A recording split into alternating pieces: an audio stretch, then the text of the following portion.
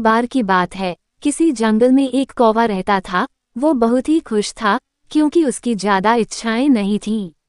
वो अपनी जिंदगी से संतुष्ट था, लेकिन एक बार उसने जंगल में किसी हंस को देख लिया और उसे देखते ही सोचने लगा कि ये प्राणी कितना सुंदर है। ऐसा प्राणी तो मैंने पहले कभी नहीं देखा। इतना साफ और सफेद, ये तो इस जंगल में औरों से बहुत सफेद और सुंदर है, इसलिए ये तो बहुत खुश रहता होगा। कौवा हंस के पास गया और पूछा, भाई तुम इतने सुंदर हो, इसलिए तुम बहुत खुश होगे। इस पर हंस ने जवाब दिया, हाँ मैं पहले बहुत खुश रहता था, जब तक मैंने तोते को नहीं देखा था। उसे देखने के बाद से लगता है कि तोता धरती का सबसे सुंदर प्राणी है।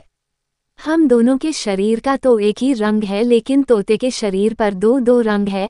उसके गले में लाल रंग का घेरा और वो सूरखरे रंग का था। सच में वो बेहद खूबसूरत था। अब कौवे ने सोचा कि हंस तो तोते को सबसे सुंदर बता रहा है, तो फिर उसे देखना होगा। कौवा तोते के पास गया और पूछा, भाई तुम दो दो रंग पाकर बड़े खुश होगे। इस पर तोते ने कहा, हाँ मैं तब तक खुश था जब तक मैंने मोर को नहीं देखा था। मेरे पास तो दो ही रंग हैं, लेकिन मोर के शरीर पर तो कई तरह के रंग हैं। अब कौवे ने सोचा सबसे ज्यादा खुश कौन है, ये तो मैं पता करके ही रहूंगा। इसलिए अब मोर से मिलना ही पड़ेगा। कौवे ने मोर को जंगल में ढूंढा, लेकिन उसे पूरे जंगल में एक भी मोर नहीं मिला और मोर को ढूंढते ढूंढते वह चिड़ियाघर में पहुंच गया तो देखा मोर को देखने बहुत से लोग आए हुए हैं और उसके आसपास अच्छी खासी भीड़ है।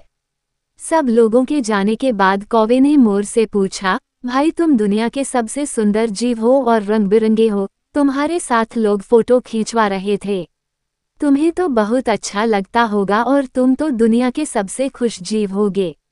इस पर मोर ने दुखी होते हुए कहा, भाई अगर सुंदर हूं तो भी क्या फर्क पड़ता है। मुझे लोग इस चिड़ियाघर में कैद करके रखते हैं, लेकिन तुम्हें तो कोई चिड़ियाघर में कैद करके नहीं रखता और तुम जहां चाहो अपनी मर्जी से घूम फिर सकते हो। इसलिए दुनिया के सबसे संतुष्ट और खुश जीव तो तुम्हें होना चाहिए, क्योंकि तुम आज़ाद रहते हो।